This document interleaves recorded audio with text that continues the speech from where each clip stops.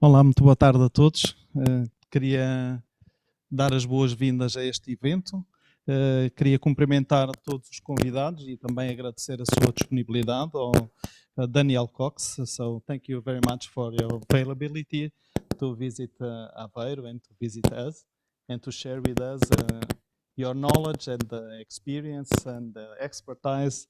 And so, for sure, it will be a very high contribution for this event. Thank you very much. O Francisco Sanches, Laboratório Nacional de Engenharia Civil.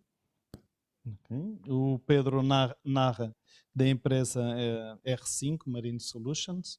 E também agradecer a disponibilidade do nosso moderador, o professor Carlos Coelho, que pertence à Unidade de Investigação Risco, que é do Departamento de Engenharia Civil. Quero cumprimentar os participantes e o interesse que tiveram em estar aqui presentes e partilhar também esta experiência. Queria, por último, agradecer e louvar a iniciativa da organização, que inclui uma série de parceiros, que eu não vou aqui, são bastantes, e todos que tornaram possível este evento.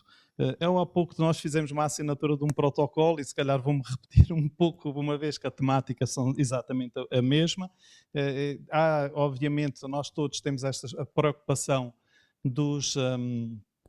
das alterações climáticas, elas têm impactos fortes na nossa comunidade e nas populações e claro que aqui em particular na orla costeira é afetada dessas mesmas alterações. Eu há pouco também referi algo que é uma preocupação de hoje. No passado as pessoas aceitavam que essa progressão do mar sobre a terra acontecesse de uma forma natural e isso iam-se rearranjando as populações.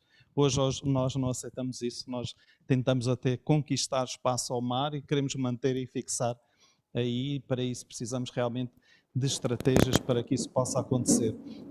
Isso tem impactos também na população, tem impactos económicos e nós acabamos por não considerar a possibilidade de perder todo esse território.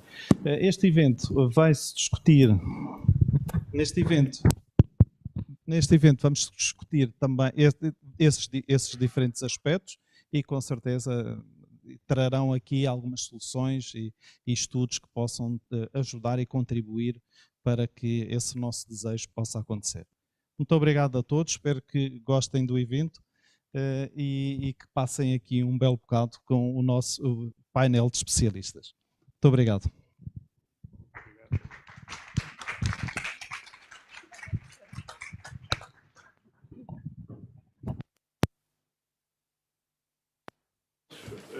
Dizer umas breves palavras em português para depois passar para a inglesa, a sessão será em inglês. Agradecer à fábrica por disponibilizar o espaço e todo o apoio na organização do evento e a todas as entidades, que são várias, que apoiaram esta sessão. Agradecer também aos convidados aqui presentes. Portanto, o plano previsto são 20 a 30 minutos de apresentação de cada um dos oradores, seguido de uma discussão até por fazer 2 horas. Espero que durante a discussão a plateia seja interventiva. Poderão fazer as perguntas em português ou inglês, como preferirem. Se fizerem em português eu posso depois traduzir para os convidados.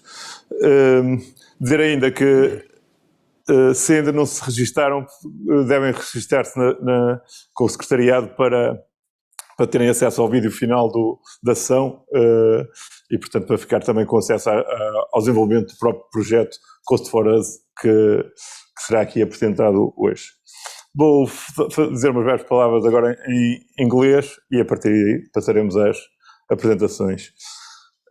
So, Dr. Daniel Cox is a professor in civil engineering at Oregon State University in the USA. His research is focused on community resilience to coastal hazards, including tsunami and hurricane surge and waves inundation in the built and natural environment.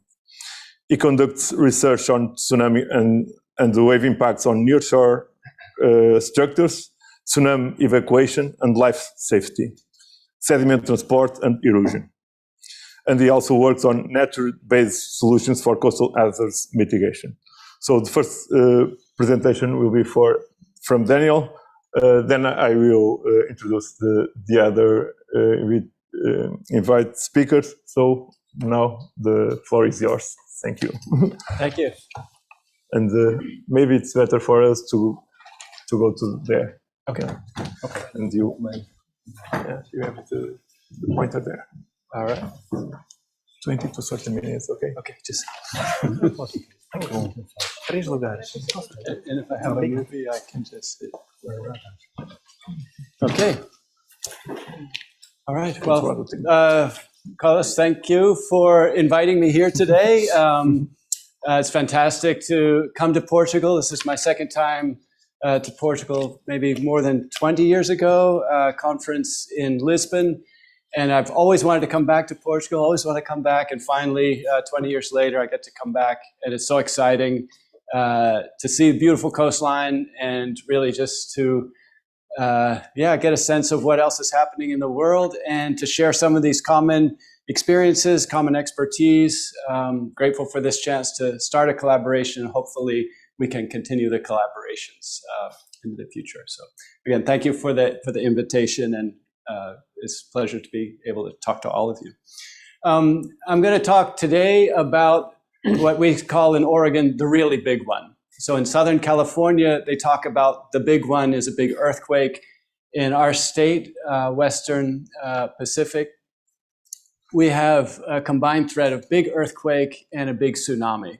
And over the past 20 years, we have to start thinking, what is the best thing we can do for our future, for our coastlines, thinking about preparing for this really big one.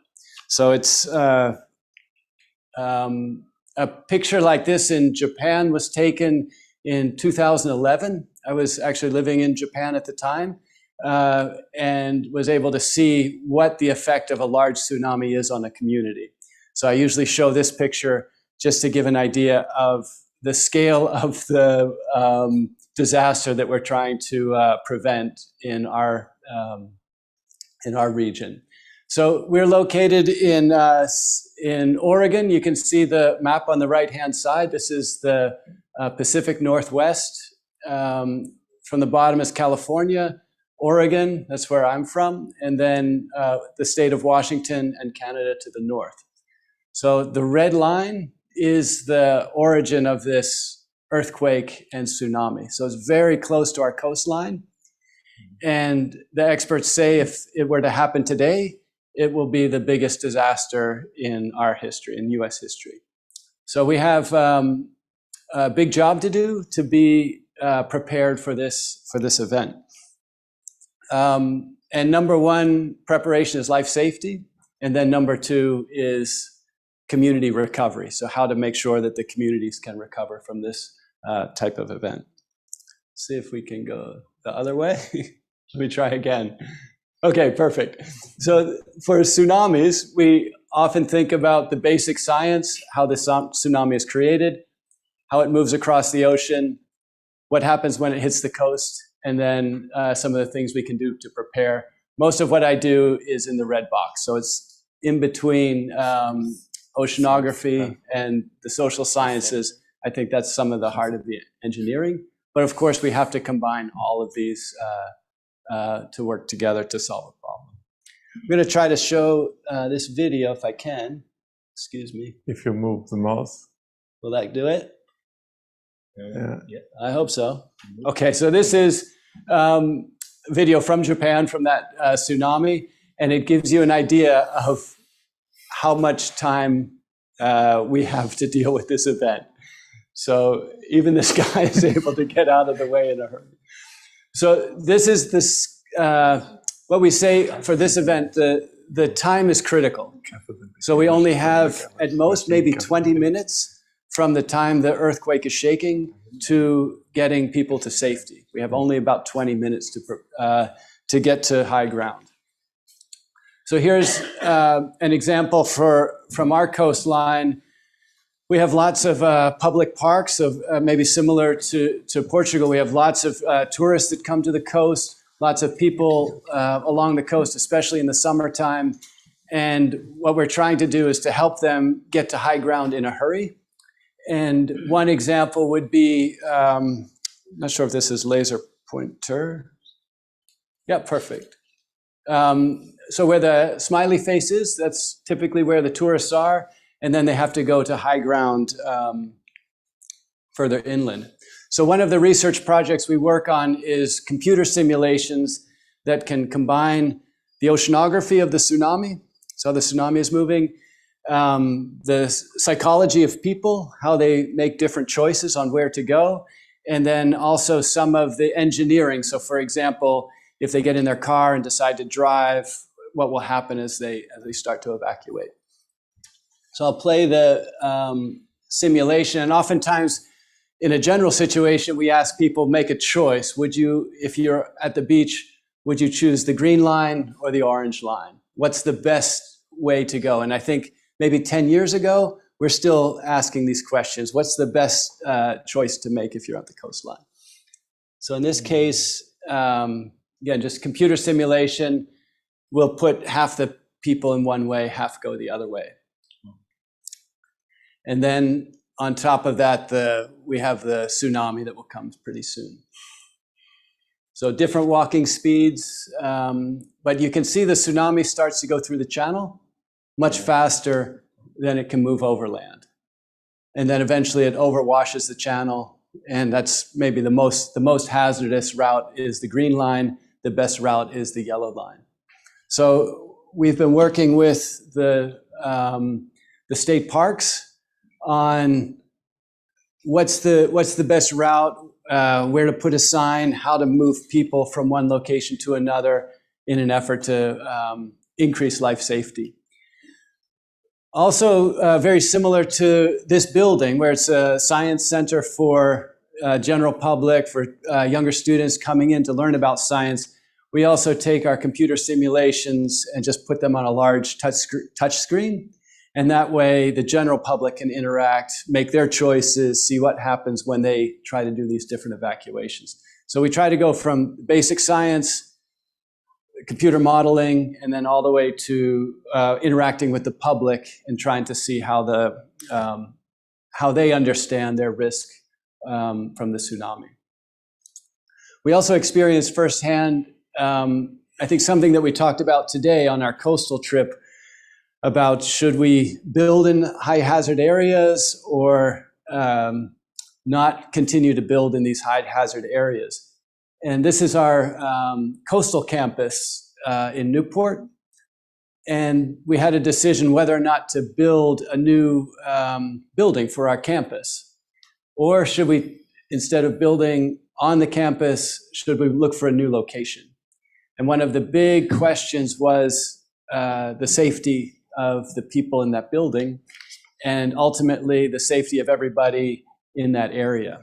And so we decided, after a long debate, almost 1 year of debate, to build or not build. The decision was to build in that area, but build it tall enough and strong enough to survive a tsunami and to provide access to anybody, any time of day, any time of night. So open public access to the top, and then additional engineering to withstand the tsunami, and then public education to allow people, to explain to them what the best route is. And this was the finished building just last year. So we finally completed the building. So this is only the second building in the United States that was built with these new tsunami codes, so built to withstand the impact of the tsunami. There's lots of engineering involved, for example, to wash out the first floor, to decrease the pressure on the building and things like that. But it was a pretty big effort to be able to deal with this tsunami on the coast and not just run away and tell people they have to build somewhere else. So this is one of the things that we've looked at is the life safety is still the highest priority. And we're finding that a lot of these computer simulations are really helping people understand what the risk is and then ultimately make these choices on what to do in terms of construction. I'm going to maybe move a little bit quicker, and I'll talk about some of the other types of things that we're looking at. This diagram is really trying to explain that for the risk, we have to consider the built environment. So buildings, water, power, communications, transportation, all aspects of the built environment. The human systems, so people's perceptions of risk, their willingness to mitigate for those risks, and then, of course, the natural systems, the basic science behind earthquakes, tsunamis, and so on. Trying to integrate all of those together to come up with risk modeling. We do a lot of work on our own to simulate the tsunamis, to build up probabilistic hazard models. So I'm going to maybe skip through this a little bit, but the main goal is to come up with what's the chance or the probability of the water level exceeding a certain level. So for example, 100-year flood, 500-year flood, 1,000-year flood. So we do a lot of work to simulate different levels of flooding. So that's one key contribution that we're doing in the, let's say, the research on tsunami inundation. So the developing the probabilistic hazard analysis, that's one of the key parts to understanding our risk. Second big point, and this is, whoops, don't know what happened to the clicker.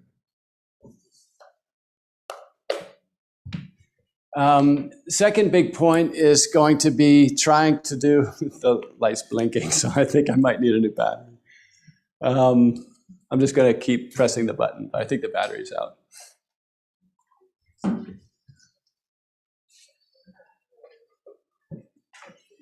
Okay, so as I mentioned, we have to consider the built environment. So all of the buildings we have to classify in terms of materials. Is it made of wood? Is it concrete? How tall is the building? And the third one is the seismic code. So how strong is that building, and how likely is it going to be able to withstand the earthquake?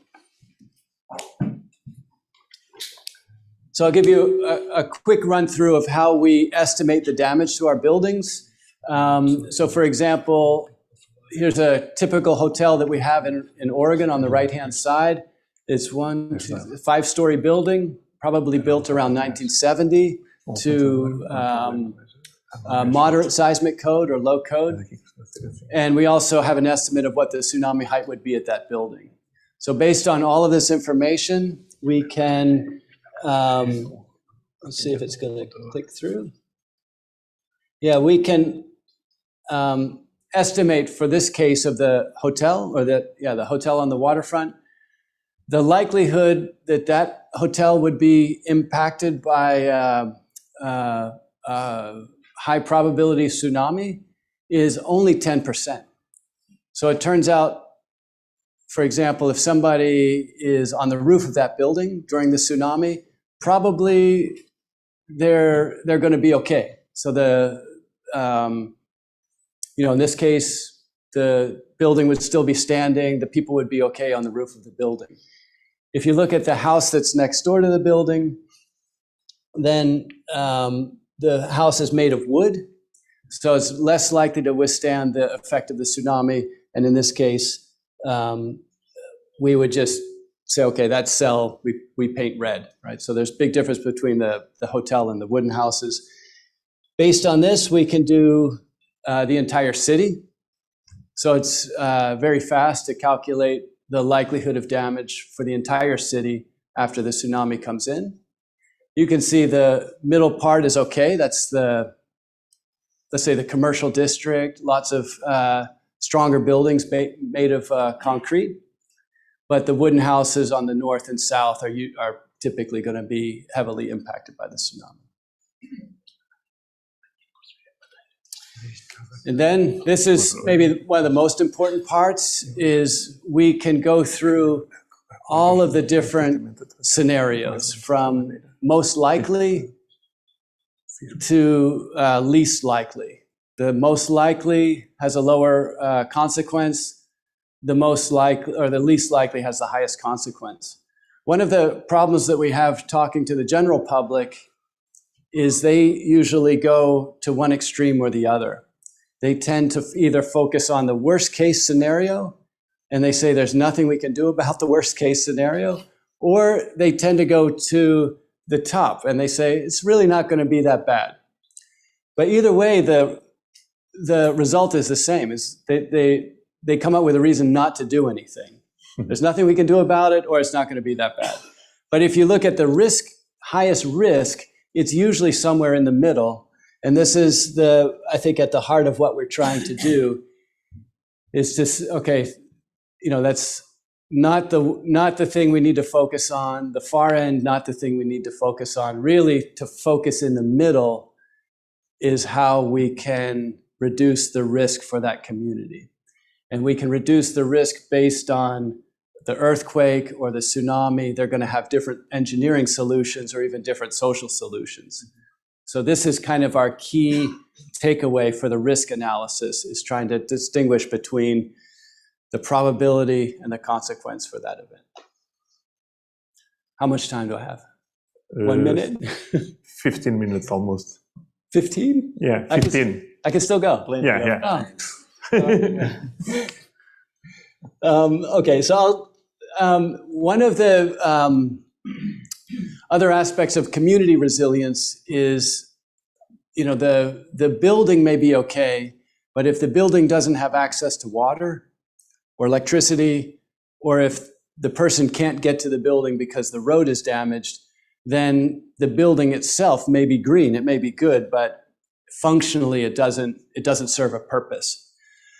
So in addition to the buildings, we also do the same type of analysis for water, for electric power, and our road systems. So it's a very similar process where we just, at each node of those systems, we try to identify what's the likelihood that that node will be impacted by the tsunami. So for example, if it's an electric power station, it's pretty easy. If the power station is raised at a certain elevation and the water level is below that, then it's okay. If the flooding is too high, then it's 0 or 1 for a lot of those systems. But we spend time to look at each of the nodes and links of the network, and then we do a very similar analysis to try to figure out the risk of the transportation system, the risk to the water system, and the risk to the power system. Some of the risks have a very high uncertainty. So we could try to estimate it, but we're not very confident in our estimate. And then others, the risk may be high, and we have fairly confident estimate that risk is high. So I think it's important too to provide best estimate of the risk, and then how confident you are of that estimate. So we try to provide both. Is it working? Perfect, thank you. Obrigado. So my next point is trying to come up with methodologies for damage and loss risk assessment, trying to differentiate between worst case and worst risk. And if we can push communities to think more about the worst risk, then they can bring down those levels. I think that's kind of a key part. And then also trying to build different risks for different infrastructures, building, water, power, roads, and things that are necessary for the communities. I think this is getting towards the last part I was going to talk about is debris. So for hurricanes as well as tsunamis, for the community to recover, one of the biggest obstacles is the debris. And this is another photograph from Japan that's just showing all of the mostly broken houses and things like that contribute to the debris field. What communities have been asking us is, can we help them to estimate what the debris field is going to look like, and where will the debris go, and what would be most at risk to the debris? So we're spending a lot of time, again, using computer simulations to try to estimate how much debris is generated by these earthquakes and the tsunami, and then how is the debris going to be washed into the shoreline. So here's another computer simulation that will show, I think this will show, yeah, this one's working. So again, we use these computer simulations and some very simple rules to decide when does the debris start to get picked up by the water, and then at what point does it ground or get left behind as the water is receding. So this type of simulation allows us to estimate what we call a hotspot. So where are you most likely to see large accumulation of debris? And then what would be the most impacted community asset from that piece of debris or that debris field? One example is the hospital here. So the hospital, they spend a lot of time to make sure the hospital is outside the tsunami zone, so considered very safe. But we also have lots of debris that will ultimately come not into the hospital, but close to it, enough to prevent access into the hospital. So this was maybe a new finding for that community that, for large events, it's unlikely that they can reach their hospital without some thinking of how best to clear away the debris soon after the event. Some of the other locations, for example, fire station, not quite as bad. And with their trucks, potentially they could be able to move some of the debris out of the way.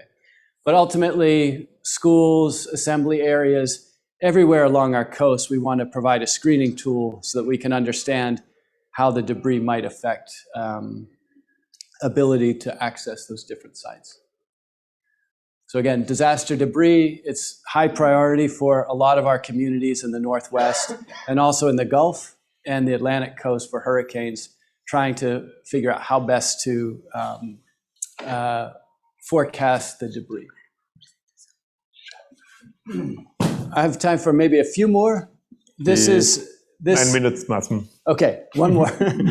So we're trying to combine some of these ideas. So for example, the life safety that I talked about at the very beginning with the people moving through the park, we're also moving people through the urban streets. So, and one thing that the city is concerned about is the debris that happens after an earthquake. If the bricks, these are very old brick buildings, power poles, if the debris goes into the street, is that going to change people's ability to get to high ground in a hurry? So we're incorporating debris in our life safety models. And I think another thing that we're working on is policy implications for developing our coastline.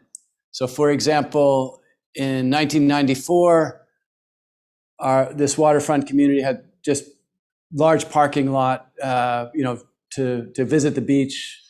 They provide a lot of public parking, but then the decision was made, instead of the parking, let's make a hotel. So, but there are, aside from this one, there's lots of other examples in these different towns. Hey, what if we decide to put up hotels? What if we decide to put up large meeting places, places where you have lots of people? Over time, how does that change the risk curve with, make no particular policy or make different policies that increase growth or decrease growth on the coastline? So this is some of the work that we're doing. And this is my last, you can stay. It's okay. Doesn't bother me. My last slide is this presentation today was about one community, Seaside, Oregon. But similar to the coastline in Portugal, we have lots of cities along mostly small towns, but all along the coastline. And one of their questions is, if this event happens, can they get to their neighbors? And can the Central Valley get to them? So this is the next phase of our research, is going from a community to a bigger region And that's probably where I'll leave the talk today. Hopefully I can come back and answer this question too. But I think one thing I learned from this project, going to the communities first, hearing what they really felt were their top priorities, and then bring that back and working on those types of solutions. So it's been kind of interesting. This is about 10 years worth of work that I was able to present. So I'll stop there. Thank you.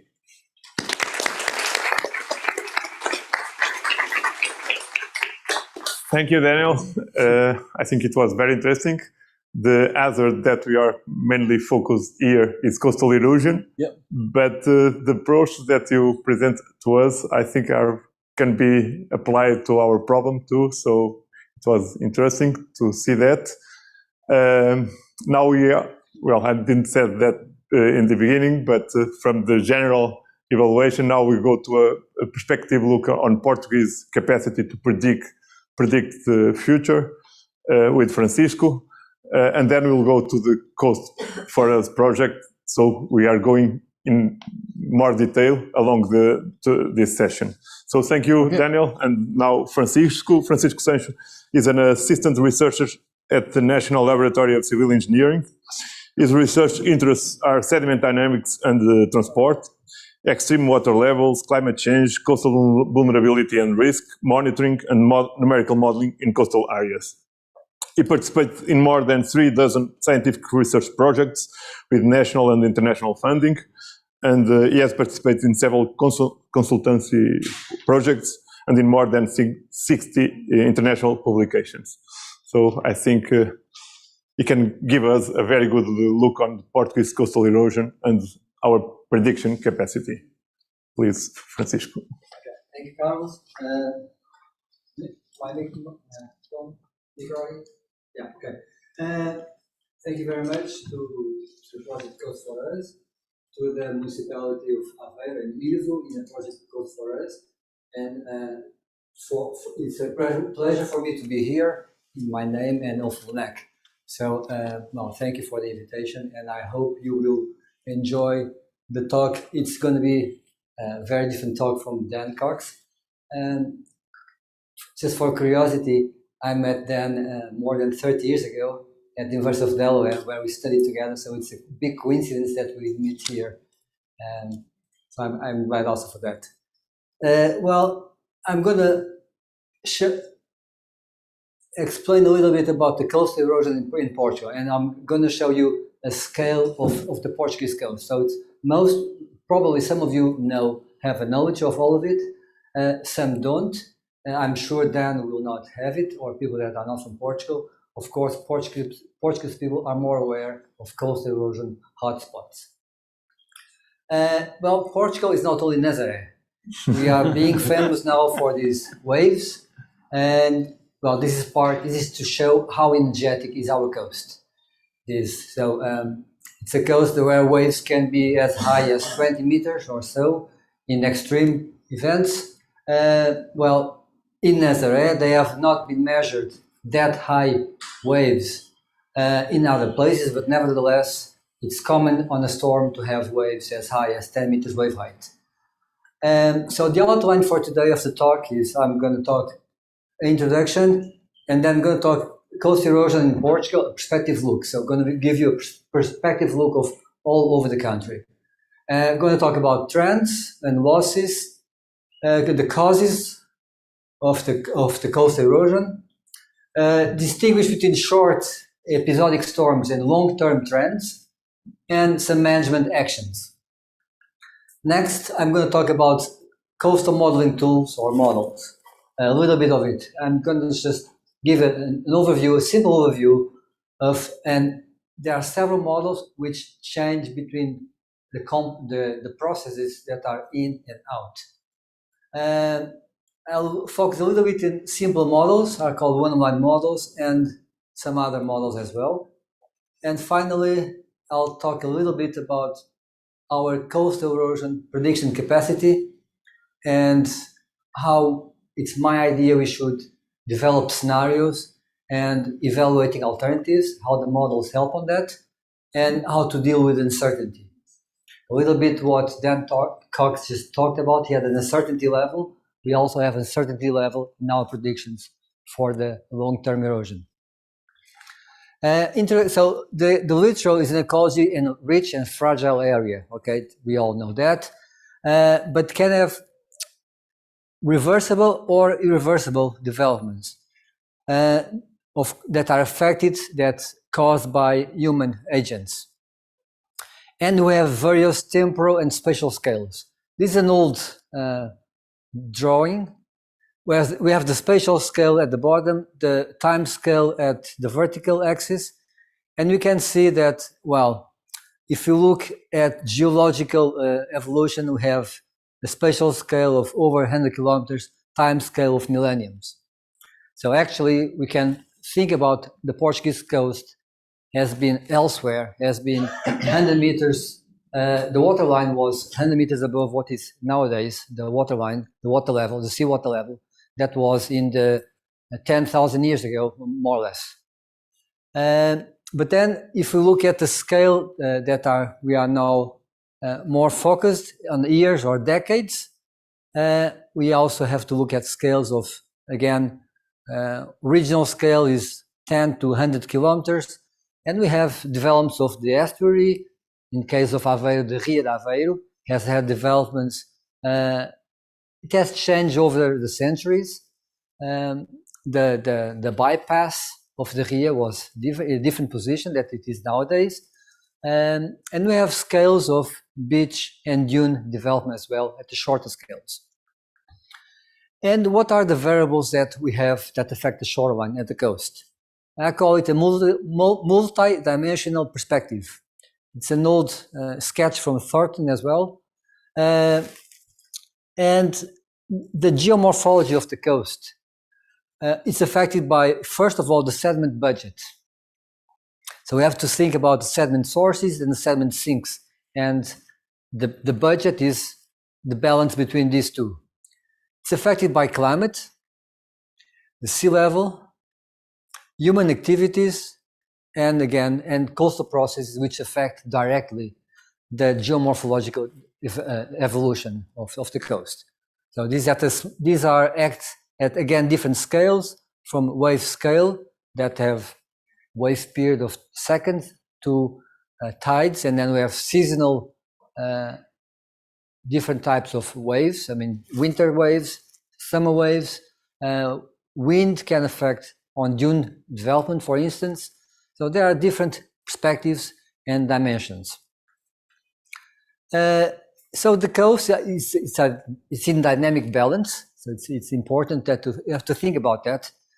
And this dynamic balance would be a natural balance or unbalance. And if there was not for human occupation on the coast, probably this natural balance would just develop as it is, and nobody would be worried about that. Of course, when we have settlements and economical uses of the coast, then we have to we don't want it to be so dynamic and want to be more fixed. So there are sediment exchanges and transfers between all these environments. This is the ocean, the sea.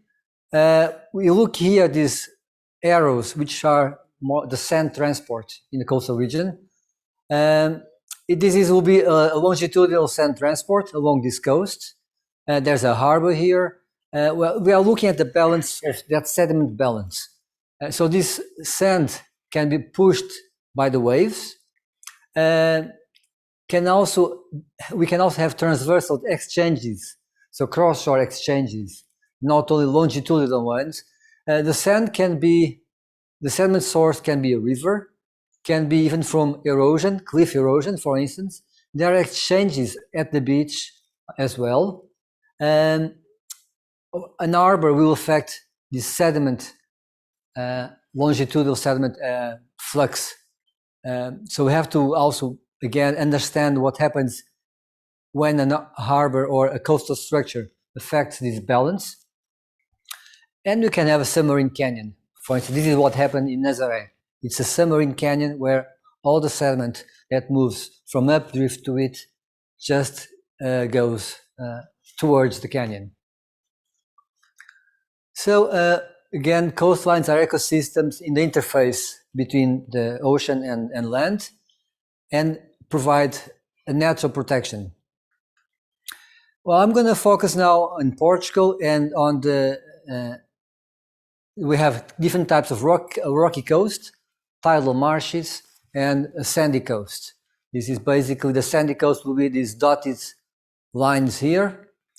And that's where I'm going to focus for the next of the talk, because that's where erosion occurs at a significant expression. So I'm going to, a lot of my talk is based now on the work of Cristina Lira, and also on the work that was developed almost at the same time by the Grupo de Trabalho do Litoral. It was a group that was formed after the storms in 2014 to address a natural strategy for coastal erosion. So anyway, the work of Lira divides Portugal in 10 cells. Actually, it's 8, but the cell 1, it's this major cell here, it's in 3 subcells. And basically each cell is called, it's a sedimentary unit which is analyzed and separate. And here we have the sediment erosion or accretion rates, yearly accretion rates over the coast, all over the coast. So in orange red is where we have erosion, and green or yellowish would be accretion or no erosion. So then I'm going to look at each of these cells individually. But first, coastal erosion in Portugal, we know it from more than a century ago. This is from near Espinho. It has happened more recently. It happens also cliff erosion, and then when we have buildings, can happen this. What are the causes? A lack of sediments this is not only in Portugal. It's a cause happens mostly, at least in several parts of the world. Second cause is climate change, rising sea levels. That is a geological cause as well. So there's a submergence, and that with the sedimentary shortage, it is affected by sea level rise. And I'll show you some data of Portugal. And thirdly, and not least, human causes. So urban planning, the vice rector of University of Aveiro was talking about that. Okay, people in the past allowed to move with the coast as there was erosion, and they would move inland as well. And he's saying that we do not accept that any longer. But we have to think nowadays if we probably have to start accepting it again, because we cannot build on the coast always and continue to keep building. Because again, as I mentioned, the best defense is to have the system being natural. And then we have sedimentary blocking as well. So dam building that traps sediments in the dams. These are just some numbers that the Douro River, for instance, in the natural situation would drive to the sea more than a million cubic meters of sediments into the ocean. And nowadays it's estimated it is less than 200,000 cubic meters per year. River works affect sediment input to the ocean. Port dredging as well. We are taking sediments from the port, sometimes for other uses, and they're not kept in the system.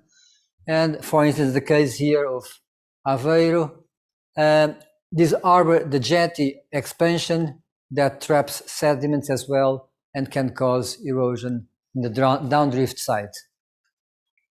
The sea level, these are projections of Carlos Antunes in 2018. We are here, 2018 is over there. And in the intermediate projection of sea level rise, it's 1 meter more for the year 2100, so 80 years from now on. But we have other possibilities of depending on, again, the uncertainty of the sea level rise. And this is based on Cascais sea level and data. The coastal erosion causes, again, we have to deal with coastal protection costs. Only in 2014 and 2015, you can't read, but here is 23 million euros of damage that it was causes by erosion and destruction at the sea only those 2 years. If we look at 2 decades, the cost is it's over 167 million euros in coastal defense structures. And we see here that in blue is the cost associated with structural works at the coast. In red, you have to see the red in this right hand side axis. We have the number of storms above 7 meters high, and actually we see here in green is the storm damage after the big waves. So the storm damage, actually, you can see the costs. Of course, these costs have a trend.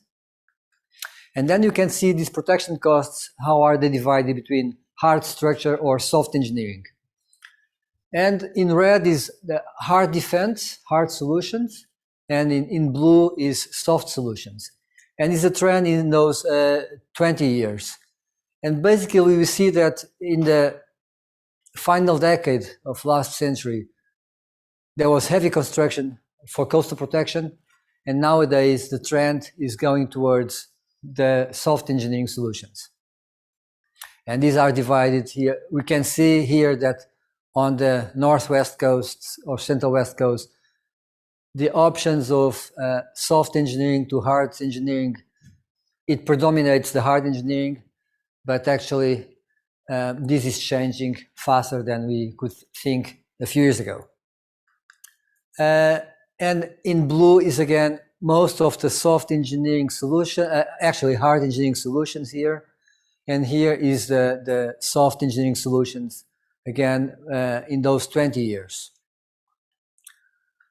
So now let's have a look at all those sediment cells that I mentioned to you. The first one, from north to south, from Minho to Douro, from the Minho River to Douro River. I'm not going to go into very much details. The units are always in hundreds, thousand cubic meters per year of the sediment transport flux. And here this map shows the erosion or accretion from the work of Cristina Lira. So it's a unit with small erosion and basically so not much problematic, but there are still a few spots with erosion. And we can see, for instance, in Vila Praia de Anca over there, it's a stable beach, although it has had a few problems. One example of a detached breakwater is one of the very few in Portugal, is this one in Castelo de Neiva. And one example, it's the social media talk a lot about Ophir towers. These are, as you can see, buildings next to the beach, and this has caused a lot of problems. For instance, here in this place, there are no dunes, so we have no interplay between the beach and the dune. There's no the nature is not moving as it could be in a natural defense system. In this example, I just have this picture here because over the past 10 years, there have been different interventions using geotubes filled with sand. And you can see here the example. This is the spit of the Cavod River, which is over there. So that's the natural spit. And it was used, the geotube, for protection. but these tubes did not last longer than 2 years, two winters, and they were all destroyed. So this is to see how strong is the environment here. We go to the next cell, from Douro to Capondego, where Ria de Aveiro is, where Aveiro is. This is where it is the highest or the strongest sediment transport flux of all over Portugal. This is a source from the Douro, which I mentioned because of river damming. It's very weak nowadays. It comes a weak source from a updrift, and then due to coast erosion, we have the potential downdrift fully achieved near Capondego. Again, you see erosion rates here and over there, and a bit of an accretion next to the north jetty of Aveiro. One example is Espinho, which is coastal protected. Nevertheless, although these were built in the 1980s, 2003, this was destruction of Espinho there. Esmoriz Cortegaça, it's nearby. São Pedro de Maceda, with those rates 6 meters to 10 meters average erosion per year. We're going to go to next cell from Mondego to Nazaré. And again, we have the 1 million cubic meters per year of sediment transport rate. There is erosion hotspots over there in those Cova de Gala, Leirosa. And this is how the beach over there is. Very scarce beach for pleasure, for recreation.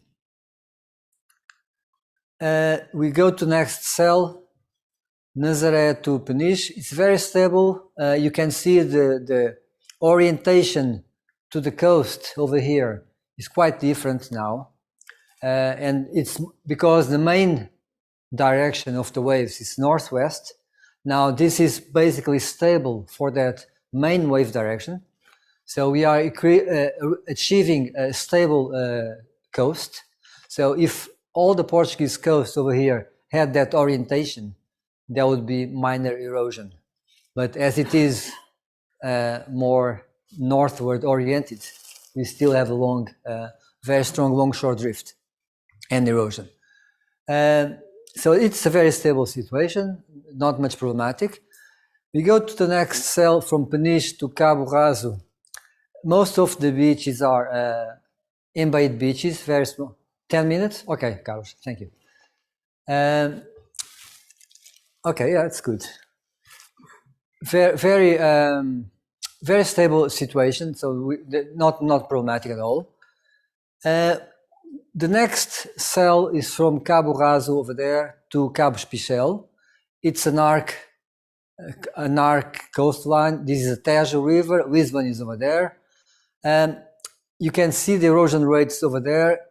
High erosion in Costa de Caparica, and then over there is quite stable. And I'll show you. This is just to show. These are the sediment fluxes estimated by the work of this group. And in the more recent work I participated, we estimate that the sediment fluxes are more complex over here, and they are southward oriented in this stretch, northward oriented over there, and there will be a contribution from the sediment dynamics of the estuarine dynamics that will move sediments from these shoals over there towards over there. And that kind of closes the sediment balance, the sediment cycle. Just to show you, this is Costa de Caparica, erosion as it happened over there to the north, and these are the beaches and that situation over there. So very strong protection. Erosion dates from far back. It's 2007. It was, despite there had been construction, it was destroyed.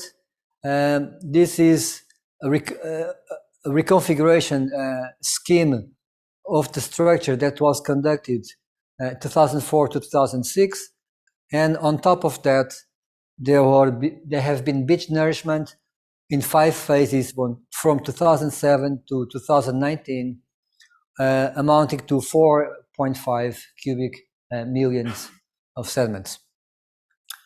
And that is the beach after the beach nourishment, but in a couple of years, the project lifetime is vanished. The next cell is from Spichel there to Sinis, is a very stable cell, so no problems at all. I'm gonna skip. And we go to the next cell from Sinis to Cape Vicente, Sagres, to the southern part of Portugal. It's again, very rocky coast, small pocket beaches, not many problems. Just want to show you this example. I find it very curious. 2014, it was a year with very strong storms in Portugal. This is the way this beach, Praia da Barriga, over there looked. 1 year later was like that. So this is a recovery in 1 year by just cross-shore processes. So it's a short-term erosion that is not problematic in the long term. And then we go to Algarve, from the western sector of Algarve. Basically, again, very more or less stable, not problematic. And we go to the second, final cell. There is spots of accretion, spots of erosion over there, but basically due to the dynamics of Ria Formosa, there is opening and closure of the different I forgot the name now. As barras, inlets, yeah. And because there's different inlets all over, there's 5 to 7 inlets in Ria Formosa, and therefore next to them there has some problems. So we have coastal modeling tools that allow us to predict, and they are, we can talk about them. We have to think about the models, and they have different, they can be very different in terms of how complex they are, and if they are more simple or if they include all phenomena. So we have physical laws models that we're based on the physical laws. Behavior approach models can be empirical models, trained, for instance, neural network models. You can also have simplified models. For long-term modeling at the erosion problem, we can think about one-line models, and we can also have equilibrium platform models, cross-shore disequilibrium models, etc. And I will focus then on that kind of modeling. But we have also to distinguish between the models that we want for medium to short-term modeling or long-term modeling. For instance, when we think about short evolution models, we can think about the process-based models or reduced complexity models.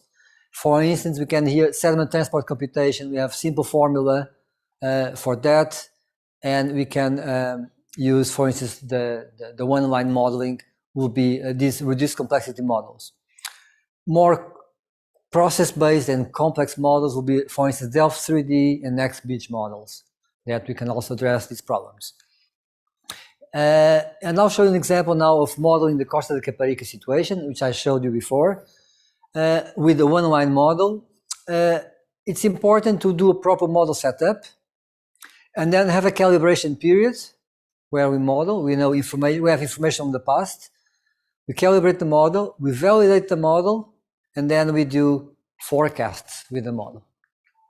So this is an example of the calibration phase of 25 years for the calibration phase.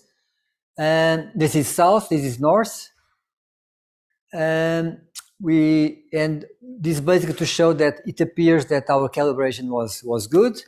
Then we can look in detail of different sectors of that region and we actually calibrated better for the northern sector because that's where the problems were.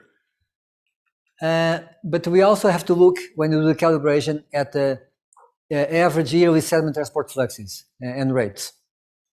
And this is just to show that as we move from south to north, the red line is the net flux, and we see this is the zero here.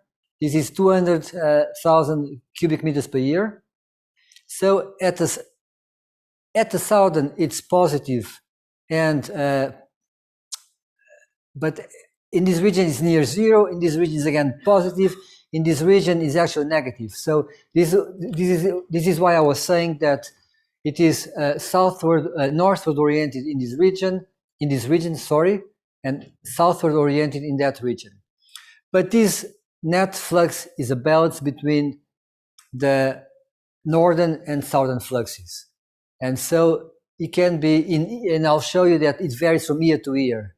For instance, if I look at different places of this coastal cell, we can see that there are years, for instance in Caparica, in São João de Caparica, where the flux is positive, but mostly is negative over there. And we can use then the model to build scenarios. We did here a scenario, we did 18 interventions, we modeled them with this model.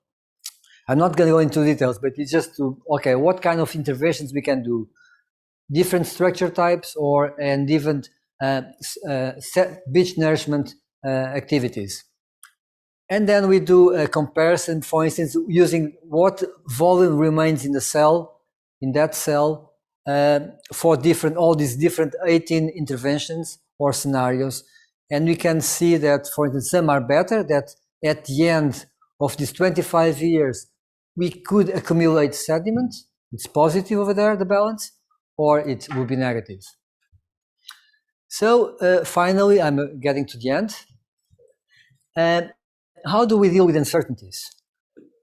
Well, one possibility is using the Monte Carlo approach, doing lots of simulations. And we go from a deterministic to a probabilistic solution.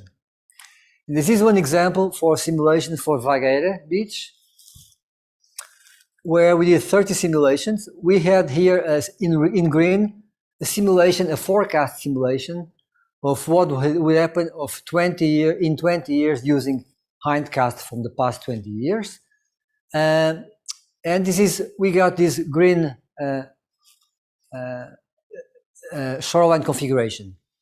But if we now change it, if we did synthetic wave analysis, we analyzed the data and we put into the model basically the same probabilistic waves that happened in the past, but we did that in 30 different arrangements for the future, and that gives us the uncertainty in this gray shadow zone here.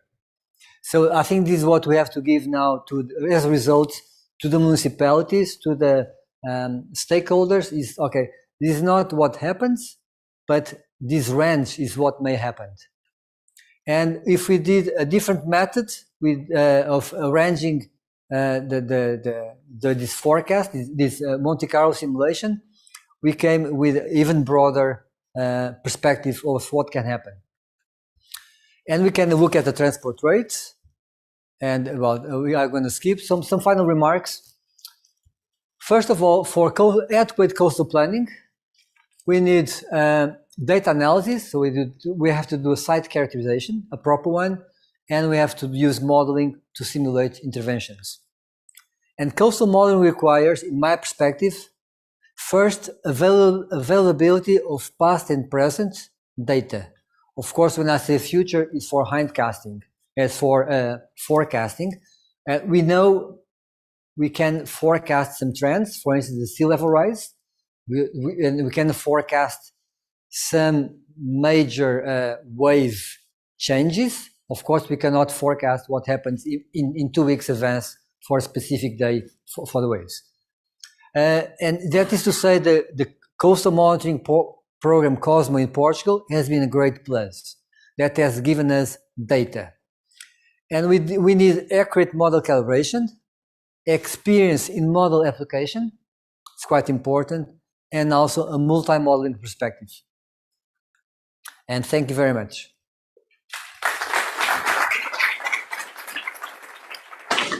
Thank you, Francisco. I think you gave us an idea of what Pedro will speak about now. Pedro will speak about the Coast for Us project. That's an ongoing project, so we have no results to present yet. Pedro is an engineer at R5 Marine Solutions. His scientific interest is related with coastal engineering, vulnerability and risk assessment on the coastline, and cost-benefit assessment of coastal intervention scenarios. He studied the effect of mangrove forests on wave energy attenuation during the master. He did also working in Twente University in the Netherlands. He's working also in risk mitigation in infrastructures, coastal erosion risk assessment in Portuguese-speaking countries, and he participates as a researcher in the Coast for Us project. So please, Pedro, 20 to 30 minutes of presentation. Thank you, Mohammed. I'm here as part of the from Coast for Us. They didn't want to speak English, so but I'm going to take this opportunity now.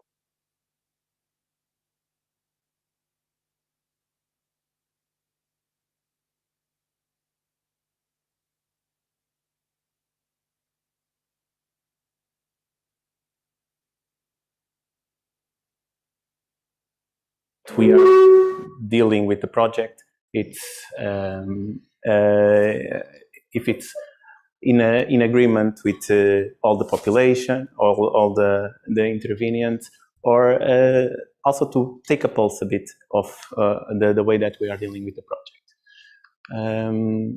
Since I'm the third presentation, I'm not going to explain what's the coastal erosion, but one thing that I want to stress out is the coastal erosion itself, it's not an hazard like an hurricane or a tsunami, that it's a one-time event, very destructive, that we can try to predict.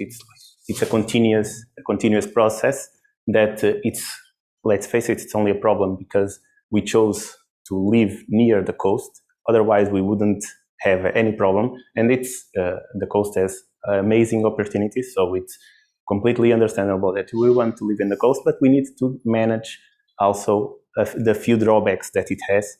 So, and dealing with coastal erosion, it's obviously one of them. So, it's a nature-driven process. Of course, it has human interactions that increase the coastal erosion itself. And what we do to deal with it, it's mitigation measures, such as hard constructions, such as groins, revetments, detached breakwaters, or try to mimic the nature by with, for example, bypass systems, sand nourishment. Now we are talking about a lot about nature-driven coastal defenses. So it's everything. It's measurements that we need to take into account to maintain our properties, our houses, our services, everything. I'm going to skip this one since Francisco Sancho already talked a lot about this. So what's the Coast for Us project?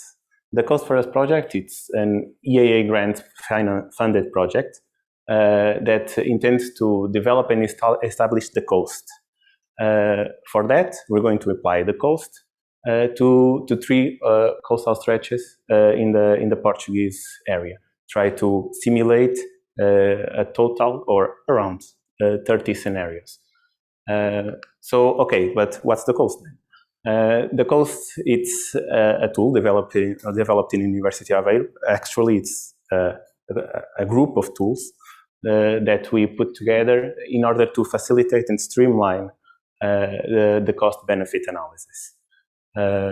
So we have the LTC, long-term configuration. It's a one-line model. We use it to predict or to estimate the shoreline position, not only in the do nothing scenario, in the current scenario, but also in all the scenarios that we are planning.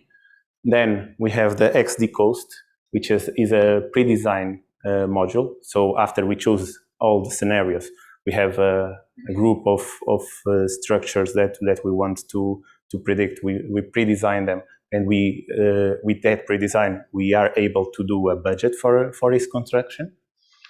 And finally, using both inputs from the previous tools, we do a cost-benefit analysis using also one of the last module that combines both the shoreline position and the costs that are associated to have a cost-benefit ratio.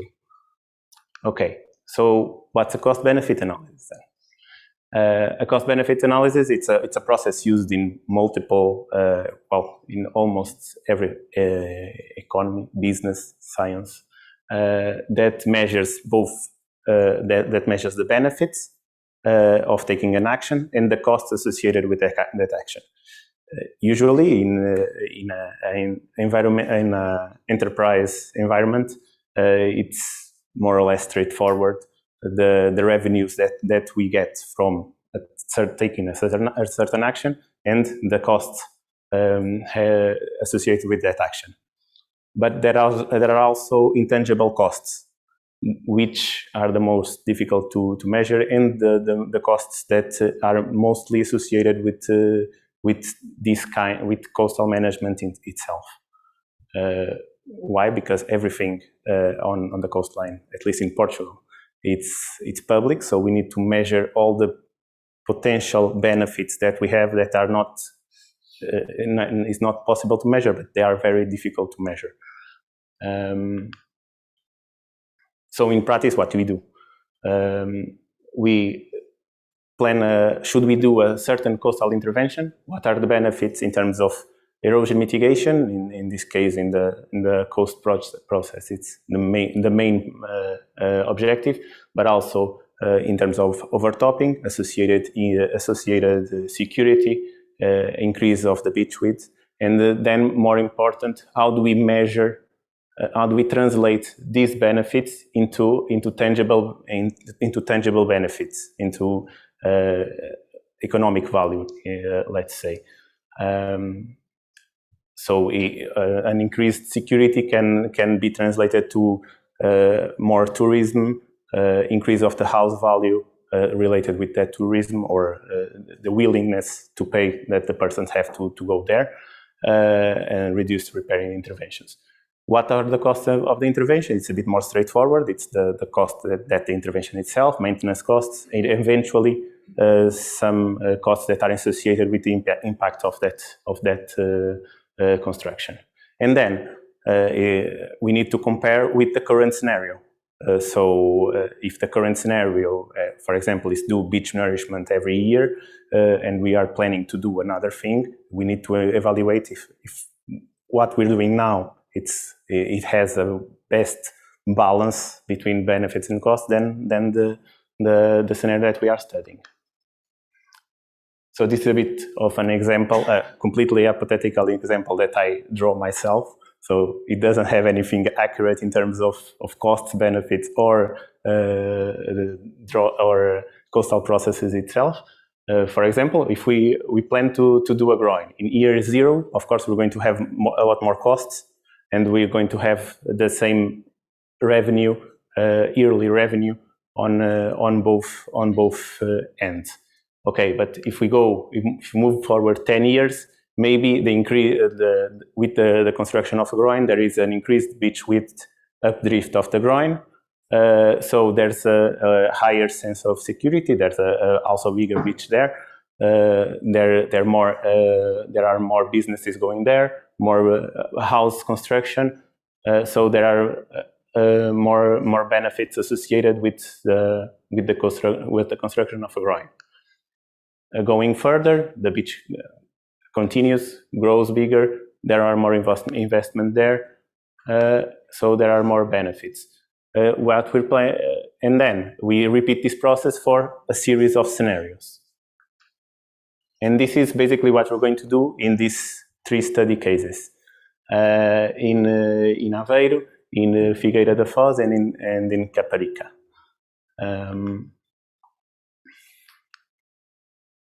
This is a bit of a sketch of the work plan that we have for the coast for us.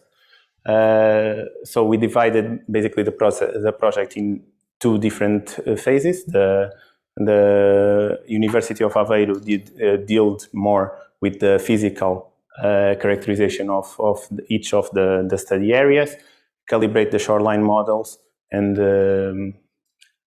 let me move forward here so it's a bit easier. So calibrate the shoreline models for a 20-year frame, and have basically the shoreline position for each year in the 20 years. What you're seeing there, it's still a preliminary result of the shoreline position. If we do absolutely nothing, if we don't do beach nourishment, if we don't construct anything, so we can see there is basically a shoreline retreat, a significant shoreline retreat in between Costa Nova and Barra and south of Costa Nova. This for Figueira da Foz, there's a generalized retreat all the way on the transect, and in Caparica there is a retreat in Praia São João, which is it goes in accordance with the historical data as Francisco presented. We're going to do this for all the other scenarios. For the benefit assessment methodology, it's the place that we are trying to change the things a little bit. So since most of the beach, most of the area that we expect to lose, it's beach area, we started thinking, how can we evaluate all the possible benefits for the beach area? Okay. Let's go to literature review and study ecosystem evaluation. However, we found out that there are so many benefits, different benefits related with beach evaluation, that we defined four main areas. So the beach has recreative value, including tourism, activities that are done there, economic valorization, everything near a beach, house value, economic businesses are highly valued near these areas. It has a protection value, and it has an environmental value. So I'm going to move a little bit on each of the topics. For each of the topics, we adopt an ecosystem valuation method that we are currently executing. For the recreational value, we adopt the travel cost method. So the travel cost method basically is to estimate, actually all of them are to estimate the willingness to pay for a certain ecosystem. But for the travel cost method, imagine that all the beaches are private, and we put a ticket price for each beach. Okay, so if we did that, we had a budget that we could or could not use to maintain and to do maintenance on the beach nourishments, or any other kind of measurement. Since everything is public, we need to. It's a bit more intangible on how to measure this willingness to pay. So how can we do it? We need to know how much a given person is willing to pay to access the beach. So doing questionnaires, we can find out the persons that are in the beach, if where are they coming from, so we can estimate how much they spend to go there, how much time they spend to go there, and evaluate basically the money that they used to access that ecosystem. If they use if they paid that much for that ecosystem, is because they valued at least that much. So doing a questionnaire and doing basically doing a demand function based on those questionnaires, we can find out that basically the area below the demand function, it's how much a given ecosystem, in this case the beach, is valued by the travel cost method. But moving forward, the hedonic pricing method evaluates how much a single characteristic changes the price of a given value. So in this case, it's very easy. It's not very easy, but it's straightforward to know to divide the house market, to divide the topology of a house market by several characteristics. A person values a given house depending on the location that it has, the characteristics that it has, and so on. So we build a database, basically with house values and another factors. We had more factors than this, but after doing some testing with this were the most relevant factors. House value, number of schools, mean wage, number of beds for rent, number of companies per 100 inhabitants, and distance to shoreline. What we want to correlate the distance to the shoreline to the house value. So executing regression, we can obtain a function like this. Basically, the house value per square meter, it's equal to a coefficient times the number of schools plus the coefficient times all the other factors plus the coefficient times the distance to the shoreline.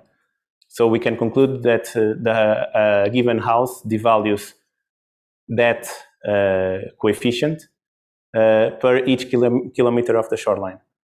I'm not showing here the results because they are still very preliminary, but I can say that the function that we're getting, a house, it's roughly 900 euros per square meter more valuable near the shoreline than outside than inland, like more than 14 kilometers inland.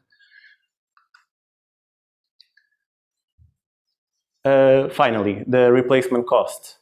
The replacement cost method, it's I think it's easy to understand if you imagine that you don't have beach in a given place and you're going to need to build a structure, the cheapest structure that provides the same amount of protection that the beach gives. So that means that the beach that's there, if it provides the same amount of protection that a given structure that design structure has, is because the beach values at least the same as the protection. I'm not going to talk about the environmental value because this is basically using the contingent valuation method, which is ask experts, and this is still under construction. So the idea is to combine all these processes to have basically a value of euro per square meter of beach for each of the beaches on all the locations. So this is a bit more of a personal take because I know that some could ask, for example, why should I do a cost-benefit assessment on a given shoreline? If it's important to protect every shoreline. Okay, so a cost-benefit assessment could, in my personal opinion, at first it's very efficient to know, okay, we need to protect, but how? So we have a given number of scenarios. We can study the scenario that is more beneficial. But most importantly, I think it's a very proactive measure. if we do a cost-benefit analysis on a given location, like we're doing, without measure or like in a reactive assessment, we can show that it's very important to invest in a given area. So that it actually gives profit if we spend the money there, and avoid some of the reactive measurements that we then need to take if we don't do anything proactively. One thing that I think it may be a disadvantage of a cost-benefit assessment is if we restrict ourselves to only invest on locations that have a high cost-benefit ratio, we can enter in a feedback loop that only the areas that have good all the infrastructure, everything to lose, we invest only there, and we don't invest in areas that don't have that much. And well, so you only improve some areas areas that need to be improved are continuously being improved, and other areas that may not be improved, that may need to be improved, but they are not worth to improve. They're not going to be improved. So we need to take this into account and look at a social way of these processes. Just to finish, these are some of the scenarios that we are thinking in applying to the coastal area. For Aveiro, we're going to have the reference scenario. We are thinking in simulate construction of a groin near Praia da Barra, a seawall south of groin 1, so it's here. Increase groin 3 there. A beach nourishment of various amounts and the variation of deposit sites in all this area. We have several combinations. And then a combination of removing groins and add a beach nourishment, removing groin 1 and 2, removing groin 2 and 4, and add beach nourishment. And finally, a scenario of increasing groin in Labrego. For Figueira da Foz, the proposed scenarios that we have currently are the construction of groin in Buarcos, plus eventually the dredging of Praia da Claridade to Buarcos to fix some of the sand there. Build detached breakwater in Cova da Gala, revetments in Cova da Gala as well. Beach nourishment in Cova Gala in Cova Gala there. Increase the seawall increase the seawall here, or have groin at Cova Gala, and also have a groin at Cova de Lab. Costa Labs, sorry. This is not working. Not working. Right. Or it's not working, or it's me. The battery of the laptop is running low. I don't know if...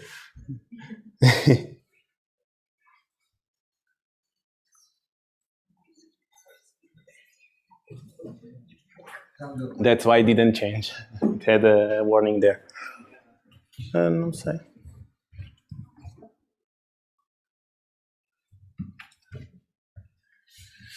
So just to finish, in Caparica, we have proposed the removal of groin 1, increasing groin 1 as well, remove groin 1 and increase groin 2, several beach nourishment combinations, several groin removals and or remove, I don't remember exactly, but I think it's E7 in this. I'm not going to because I don't remember which groin, but it's several combinations. removal of groins and beach nourishment, increasement of groins, and increase the revetment in Praia da Saúde. So all these scenarios were discussed with the environmental agency and with the municipalities as well, except this one. It wasn't still discussed with the municipality. But one thing that we want to stress out is that some of the scenarios, because this is a research project, we are going to focus in maybe not unthinkable scenarios, but scenarios that or are being discussed, but we never know if it's are being discussed public, but we never know if it's a good solution or not, or maybe some scenarios that just to prove that they are not the way to go. So we have our liberty to do a lot of different scenarios. And finally, just to finish, I'll just leave some questions to the audience. If there is any scenario that you would consider to be, would like to be considered, if you think that are any benefits that may not be considered in all this approach, should we do cost-benefit analysis? It's the question that shouldn't all coastlines be protected? And one thing that we don't have there in one of the scenarios, but we talk about a lot, is what do you think of managed retreat? It's one of the scenarios that we may consider.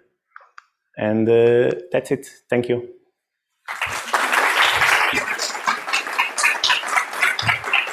Pedro, I will ask the speakers to join us in the stage. And I will open this moment to the audience. So if you want to ask something to our speakers, I would like that you would say first your name, then the affiliation, and please be objective and make the question, and we will try to answer. So, please.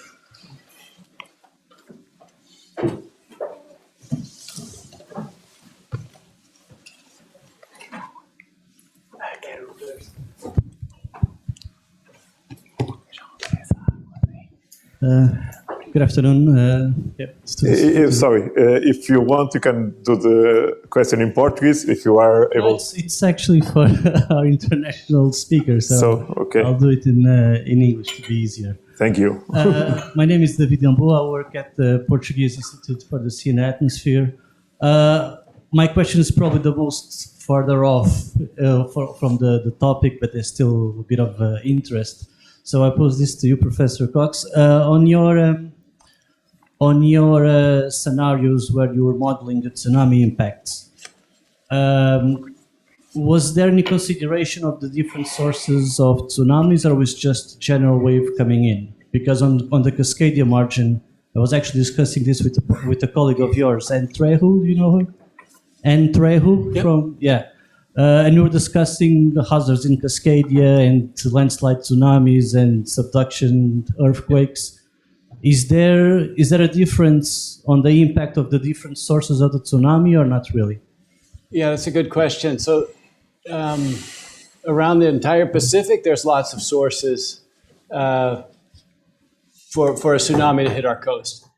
But the Cascadia event is the closest to our coast. So it's the biggest issue for life safety. So the other ones, let's say, for example, if there's an earthquake in Chile or in Alaska or Russia, it takes hours for the tsunami to hit our coast.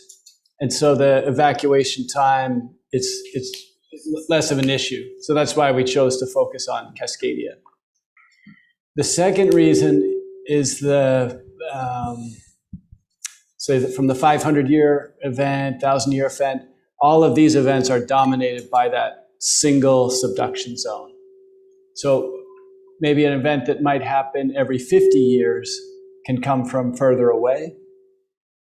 But the really big one, the one that creates damage to the communities, that's primarily from Cascadia subduction zone. So we focus on that one.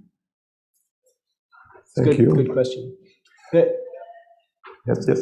I can keep talking on this question because what's really important about these other events is they also provide us, number one, a good chance to test our models, good chance to test the community's willingness to pay, willingness to be proactive in these events. So, for example, the 2011 tsunami from Japan, when that came to our coast, wasn't very damaging, but still is an important opportunity to see how do people react to warning signs or to have these conversations around mitigation. So those are important events for other reasons as well. If I might just add, it's actually quite relevant for the Portuguese margin as well, because of all our history and analysis. Yep. I don't want a dialogue, but it's a good question. Thank you. Thank you. I think there are some other questions. Okay. It's open? Yeah, it's okay. My name is António Trota from Azores University. I have 3 questions to Daniel Fox, 2 of them. Taking consideration that the land management, it's probably the best solution. I'm talking about solutions regarding the tsunami effects, and taking in consideration that it's probably for poor countries, the best approach is to put the new constructions far away from the seaside. You were talking about new buildings, resistant and that possible for the people to escape. I'm talking about how much it costs. 1 time, 2 times, more. Second question, it's a controversial question. Can I do the first one first? Yeah, that's a great question. How much is it going to cost? And there were these estimates. It's going to cost twice as much or more to account for the tsunami. So let's spend the money for something else. It turns out the cost of debating for a year, because of labor costs, material costs, were more than the additional cost of the tsunami. It cost us more. It's good to discuss, but we end up spending more money on discussing it because of the labor costs than the actual cost for the tsunami was about 5%. And the main reason why is because it's a large building and it had to be designed for earthquakes everywhere on the coast, everywhere in Oregon. We have the earthquakes. So because the standard is already very high for the earthquake, to add the tsunami was not that much. For a wooden house, it would be, as you're saying, 2 times, 5 times more for a wooden house. So of course that's not good. But for this large, like this building, it's 3-4 story building made of steel concrete, the costs were only 5%. It's good. Good question. The second question, it's a controversial question, but most of the times and in your presentation, you put several items that contributes to the total cost, economic cost of a certain scenario. Yep. Did you include life cost? Because you were talking about all the things we do, it's for people. Yeah. Okay. But it's a controversial because we say that the people it's priceless. Yeah. What's about that? Yeah, that's a great question. So the direct answer is no. We didn't add the human life costs for these estimates. For the life safety, mostly what we're trying to show is what can be the decrease from the status quo. So if we do nothing, there's going to be a cost. Is there anything we can do to decrease those costs, or are there things that we're doing that are worse? And we haven't answered the question yet, but I think at least pulling some parts together, here are some things that can improve life safety. For example, just changing the route with some signs. This is for the park. Go this way rather than this way. So there are some things that we can do, but I would say there's still more work we have to do for this question to bring in are we making the situation more risky? Okay. It's good. You're right, though. It's a very controversial question, but I think we shouldn't shy away from that discussion. It's a very good question. Okay. The last question is for... Please, last one. Number 3, okay. I think we have time. Speed up a little bit. Okay. The last question, it's for the group, but it's related with legal issues related with decisions that we made on the whatever the solution we will improve on the seaside, the coastline. And it's regarding when we put some construction or other solution, there is different results. Okay, let's talk about, for instance, an example. It's a rapid problem. It's a rapid phenomena, like in Etna. The lava flows. Some of them are slowly, and sometimes it's possible to stop it or to divert the lava flow.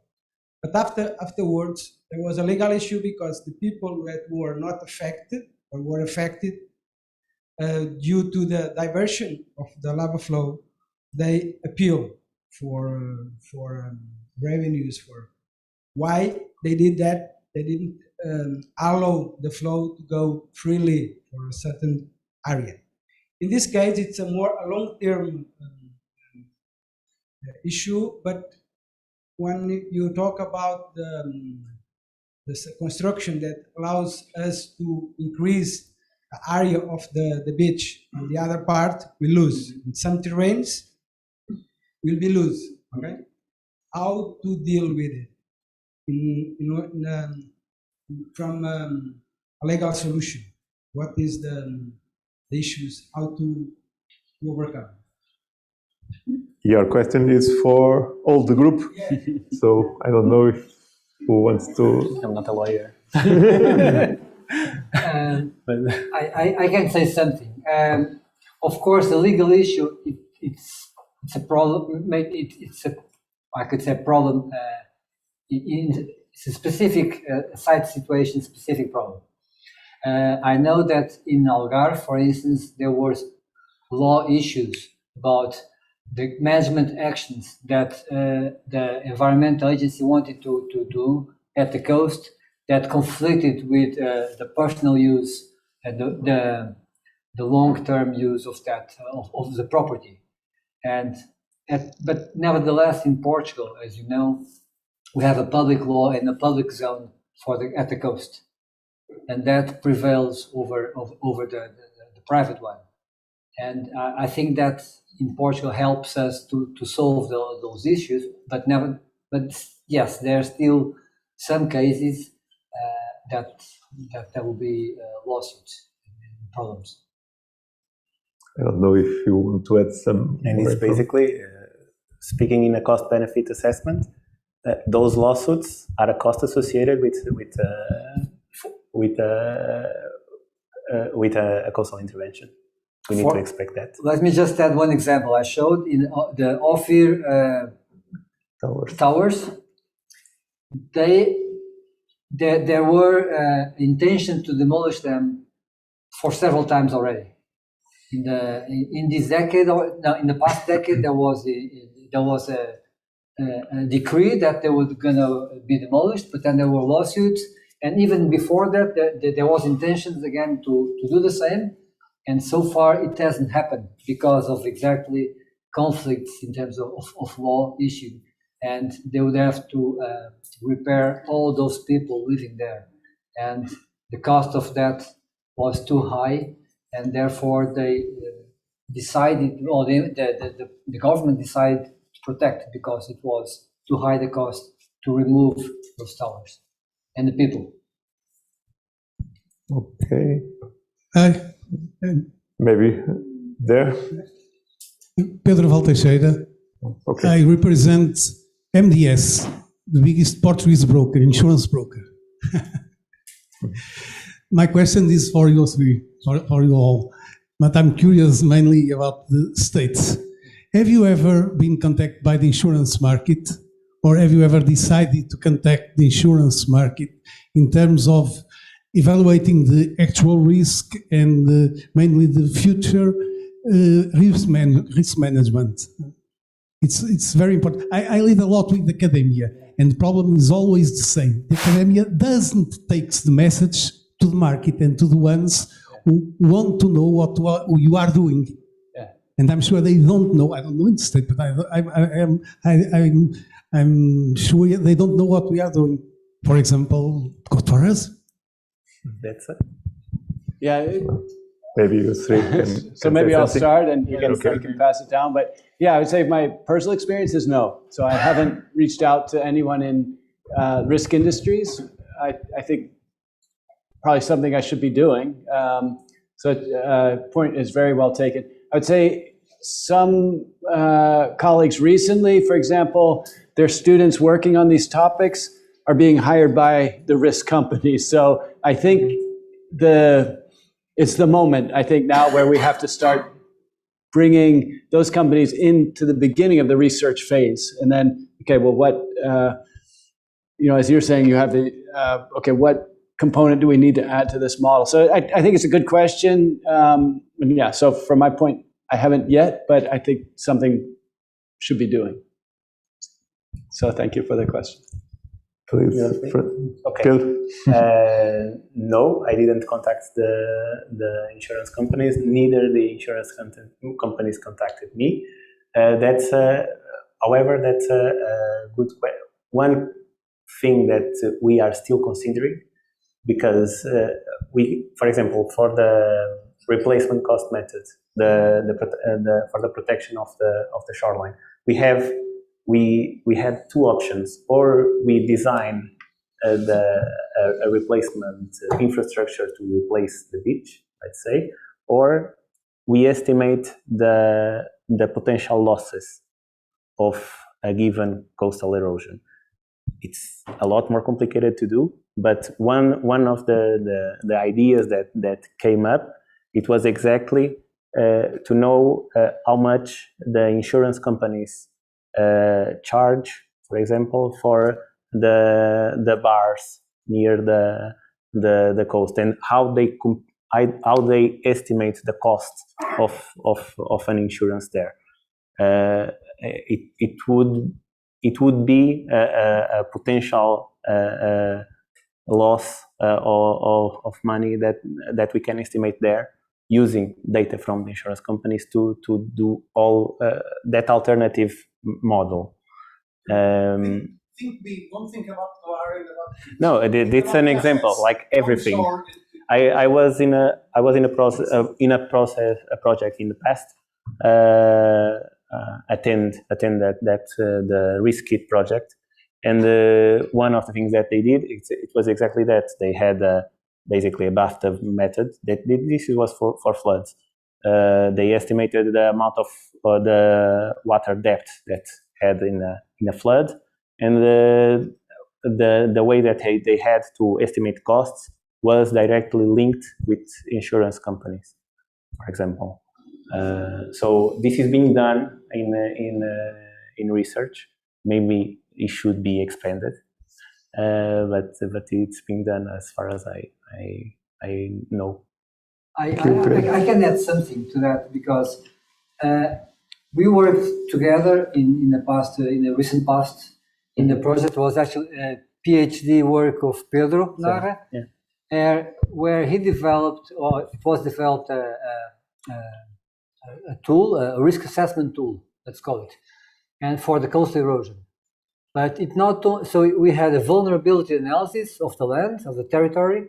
We had a simplified analysis of a function of the cost as well at the coast of the value of territory. So it basically that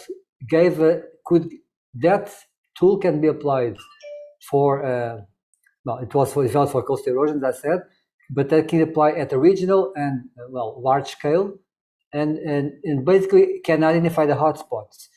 And for us, that approach could be taken up by insurance companies and affect the value of the land for the people living at the coast. Because again, as you just said a while ago, if you move further inland, you are safer.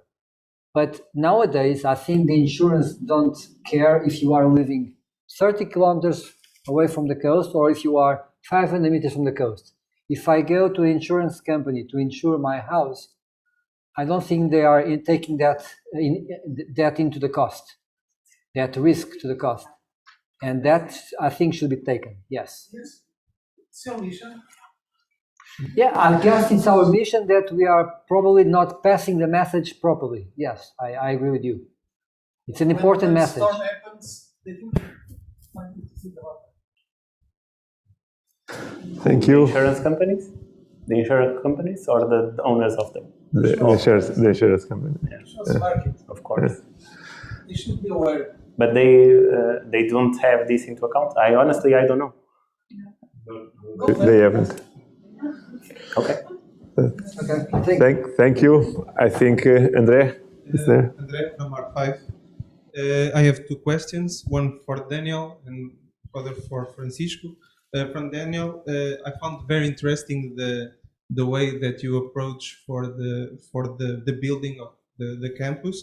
And the question is, would be a way to create this kind of these buildings, these zones, safety zones that allows people during the time of the 20 minutes that you spoke away from all the beach to go there and to save? Could this be a trend? I'm looking at our coast here in Aveiro. We have only one way out is the bridge. So is not possible to evacuate all of the people by one bridge. So could this be a trend? And this is being a trend in US? Yes, I think there's, so when I first came to Oregon, maybe 20 years ago, there was almost a refusal to discuss this as an option. The idea of vertical evacuation, they just said, we're not even going to discuss it. And then maybe 10 years later, okay, at least we'll discuss it, but we're not really going to do it. And then 20 years later, we discussed it and we actually did it. So you could say that the trend is to do it, but only if it makes sense, because, for example, they wanted to build a building anyway. To the earlier question, it only added 5% extra cost. There were, some additional considerations for people with disabilities so that they could get to the roof. So I think in that case, we did it because I think it made sense.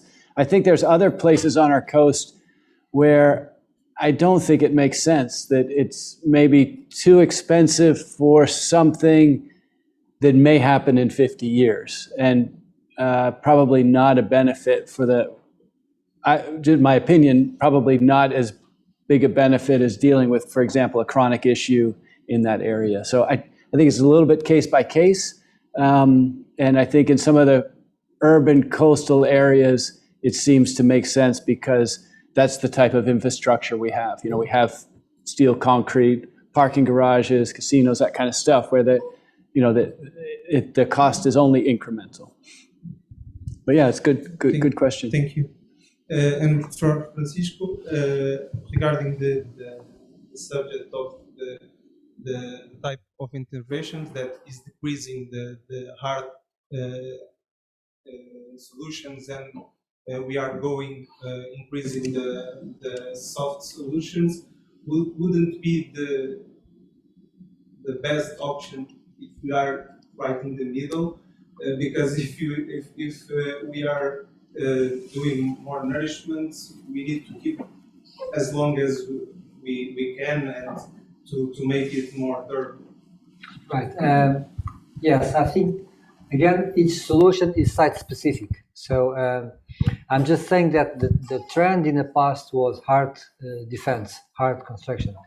And that was a paradigm. And it started in Algarve, the experiences with soft solutions, with beach nourishment. And that solution, at 20 years ago, nobody would say, we can apply that to the West Coast. Everybody was against, saying that's unreasonable. You cannot do it applying on the West Coast. But yes, there was intervention here near Aveiro, 2 or 3 years ago, beach nurse, 2 years ago, I think, Carlos? 2 to 1. Yeah, oh, it's now going to be 2 years ago, yeah. And that was a major beach nourishment, shore face nourishment action. And so I think, but that didn't help. I mean, that the structures are still there. So this is learning, and there are ideas of also newer structures for the West Coast.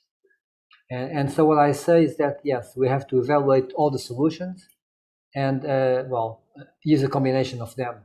But we have to be aware that something that we considered that was not reasonable in the past, it can be reasonable, and it has to be considered nowadays.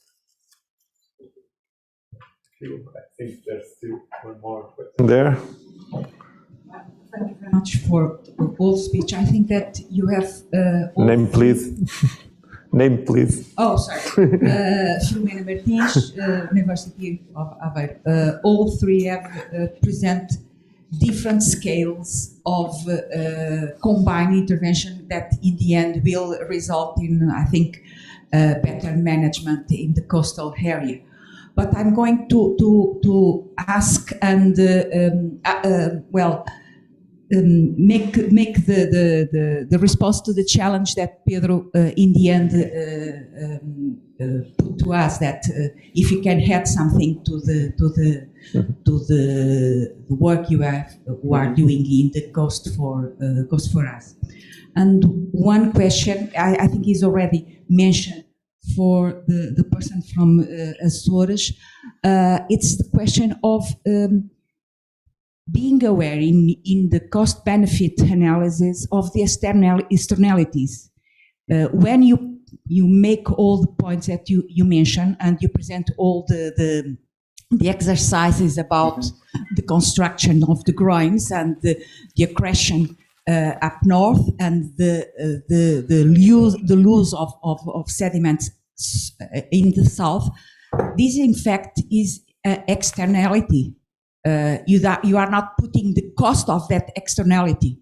And when we talk about it in Portugal, we have a public domain. So the externality will be paid for all of us. And the benefit will only be given and used by those who will invest or have the best conditions to the investment. And I think that you have another thing that could help you in the use of that externality for the Portuguese case. As far as I know, the strongest storms from Portugal, for the west coast of Portugal, they are from southwest. Yes. And is exactly where you are putting the weakness of your groin in the examples you made. So that externality has a huge connection with the thinking of the cost-benefit analysis.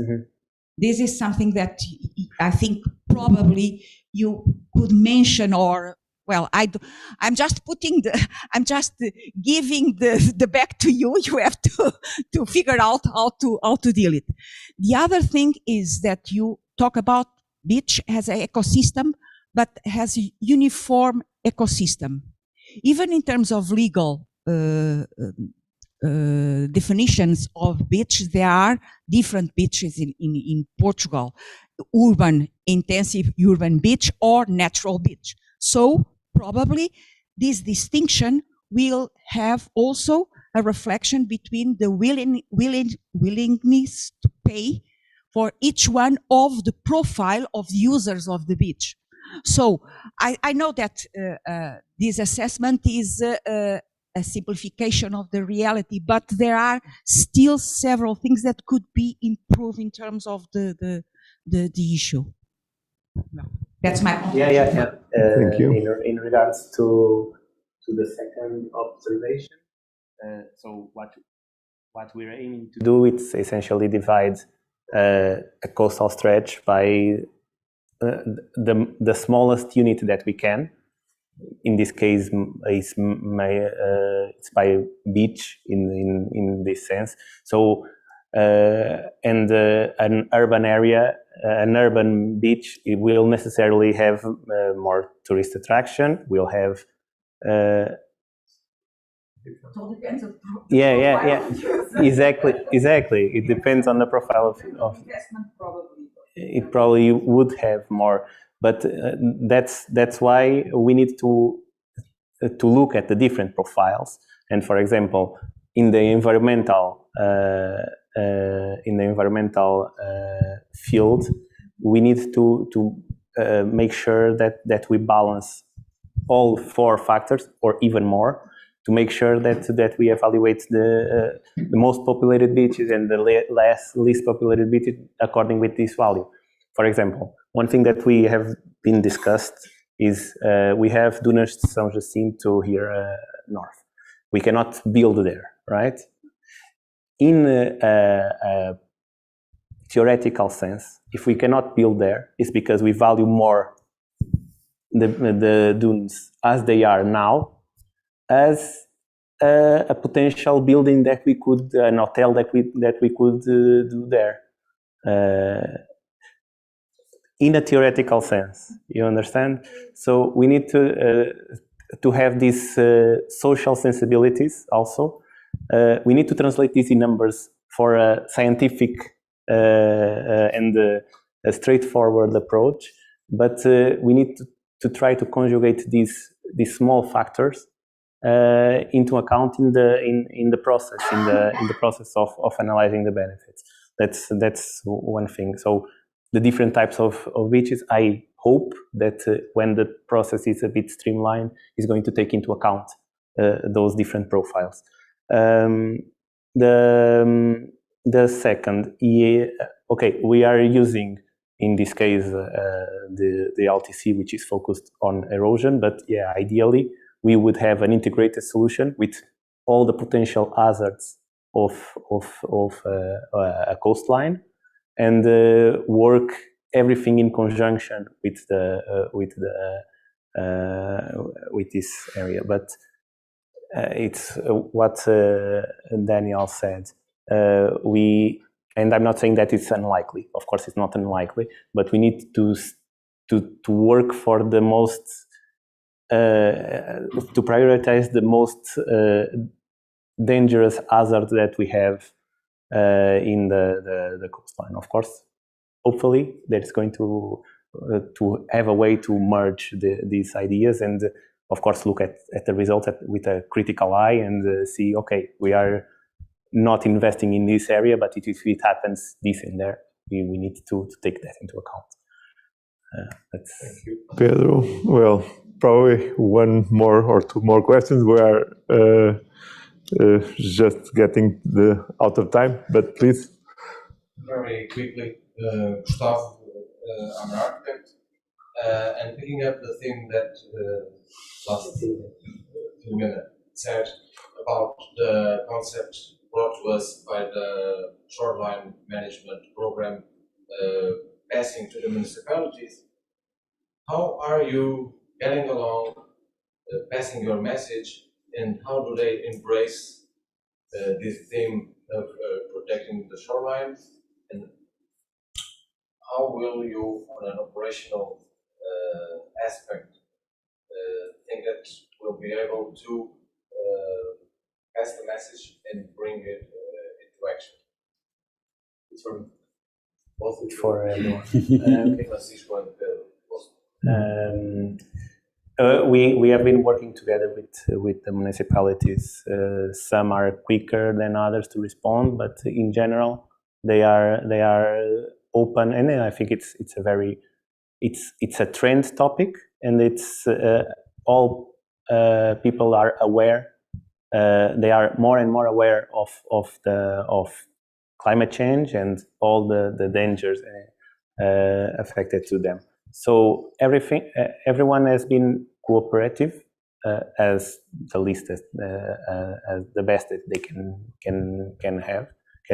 be, and also I think it's building synergies between the nation at the national level, at the Portuguese Environmental Agency, at the municipalities. In my opinion, basically, it's being built. It's slowly getting to an integrated plan for all the coastal management itself. So I don't have. I don't know if you want to add something. Just to say, I mean, at the University of Aveiro and other universities, other groups, there have been a few projects that have dealt a lot with participatory actions, where there's involvement of different stakeholders from the highest level, the Portuguese government level, in terms of the Environment Agency that manages the coastline at the general level, to the small local scale level, even for interested groups of people that have the specific views, for instance, surfers or fishermen, etc. So there have been these projects where we call it participatory actions, where different points of view are aggregated at different levels and are combined, and then they have been in this project. We have been able to group together what are the major important focuses for each type of coast. But this has to be taken at each specific municipality or local place. For instance, as Dan was saying, he did it for one location, one town, and he aims to do that for every other town. And that will find site-specific issues, but again, has to work with people in those towns as well. Definitely a trend in the U.S. We have our National Science Foundation. They provide funding, universities and other groups around the country, and they just established a Coast and Peoples program to establish these hubs throughout the U.S. coastline. We have one in the Northwest, there's one in Texas, on the Gulf Coast, one on the East Coast, and it's exactly as being described. Co-production of knowledge, bring in the stakeholders early, discuss what the relevant issues are, and keep them involved throughout the process. Roughly 6 months, check back. And I think they have a much more vested interest in that solution. It takes a while and it's a lot of work, but I think that's proving to be the better way is come in early. Sometimes rock your start because there's a lot of objections, but that's definitely a trend. That's exactly what I meant. What about bringing it to the land, to the site specifically, and trying out those simulations? How are the municipalities dealing with it? Are they embracing that possibility? Because from what I know or hear in Aveiro and Fagos and Ilhavo, we have a lot of issues, but I don't see any trials done on site. Are you starting any trials anytime soon? Trials of this magnitude are expensive, let's say the least. And for the municipalities itself, we can pass the message, and they can pass the message as well, and we can have a discussion together. But it's up to the Portuguese Environmental Agency to act on them, and they are acting. They are acting as best as they can. As far as I know, for example, there are projects or studies for detached breakwaters, for the feasibility, for example, of detached breakwaters. I don't know if they are going to be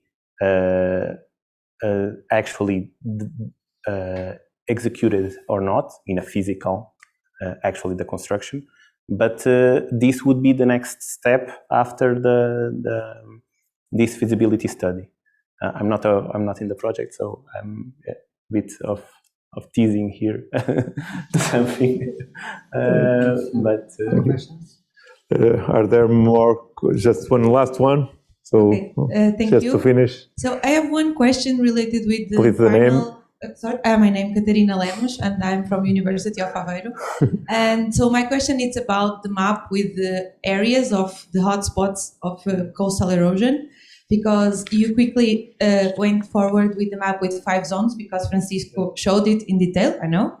but there are 5 zones, and then the project works in 3. And going into detail, I see that up north from the Barra, so north from Barra, the project is not working there, and also Algarve. So my question, because maybe the people are curious, are the group or the university or, I don't know, working up north from Barra and the south? For example, I don't know if the company is working on the south. So the hotspots were chosen in conjunction with what we're talking about. We consult the Portuguese Environmental Agency to know which hotspots would be the most suitable for them to get these kinds of results, scenario simulation. So they also constricted with our resources. We cannot do everything in one project. First, it would be more expensive. I don't know if it would be funded or not. And then our physical, the number of people that we have. Then we also complementary, we have, or actually University of Aveiro, which is partners in the Coast for Us project, has a project also related with the same subjects in Ovar, project Inca. And this is not really related. When we applied to the project, we didn't have anything in Algarve, but now we have also a project in Costeira to study the configuration of the groins there. Already as a company. So yeah, as a company. So actually, we're not in 5, but we are in 4 out of 5 of the locations, and hopefully we're going to do Coast for Us in Ovar, and everywhere. Well, thank you. I would give the opportunity to the speakers to just highlight in 1 minute what you think. So maybe beginning by Pedro and finishing with our foreign speaker, what you think about the perspectives on coastal management in 1 minute, please. Okay. Well, from the presentations that I see here, in Portugal, I already kind of have an idea, but in the United States, we already have a clue, but we can see that the amount of resources and number of people and time that they spend already dealing with these hazards, it's great. I don't know if we study the potential debris of a flood here in Portugal in any case, but that's going to a detail that it's incredible. But I think we're going to get there. We're doing small steps. We already have, since I started here in research in this area, I think we already have a lot more cohesiveness between all the stakeholders. And I think it's the way forward, and building with international partners, it's even greater. So thank you all for coming as well. Thank you. That's a good challenge, Carlos. Well, I think something was not talked about here, and I think it's important that we have in mind in terms of perspectives of coastal management, is nature-based solutions. I didn't talk about that here in this talk today, but we had recent in the Portuguese organization PIANC, we had a webinar on that subject, and that's a trend worldwide. Instead of just looking at hard structure and soft engineering as beach nourishment, there is a merge, and there is a gray area between these solutions. So instead of what is called a gray structure, we can have now green structures. And that has been done worldwide. There are specific places where the trend is going there, and this movement has changed actually, and the solutions exist for this gradual adaptation. And I think that's something we have to consider in Portugal as well for the West Coast. So my challenge is that we for the next hard structure in Portugal, we first look if there is a nature-based solution that we can use for the same to get the same degree of defense. And please, Dan. Sure. Well, when I was looking at the slides, both presentations, I can almost think, this is the place in the U.S. where that would apply. This is where this one would apply. So I think the parallels to me are really obvious. We have people, we have things, and we have the environment. And sometimes there's a conflict among these, but I think ultimately we're trying to find a solution that can maybe not perfect harmony, but somehow get along with these three environments. But ultimately, I think we, as a society, we got to be a little bit cautious with climate change. And I think some of these tools that are being developed, these probabilistic methods, let's think a little bit cautiously about how things can be in the future. But ultimately, working with those communities, they're ultimately the groups that are impacted the most. So I think I like this new trend of kind of this co-production of knowledge, bringing the tools out in the beginning, not trying to show up with a solution. So that's kind of my take on it. I've loved this exchange. I think this is a fantastic format. Would really like to thank our hosts for setting up this opportunity, and I really appreciate it. So thank you. Thank you. So I think we can finish our session.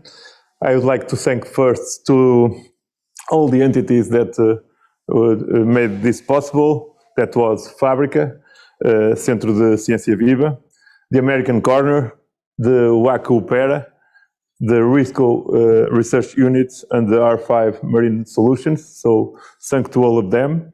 And then to thank to the invited speakers. I have enjoyed a lot this session, and I hope you have also enjoyed. And thanks to the public, of course. Well, so.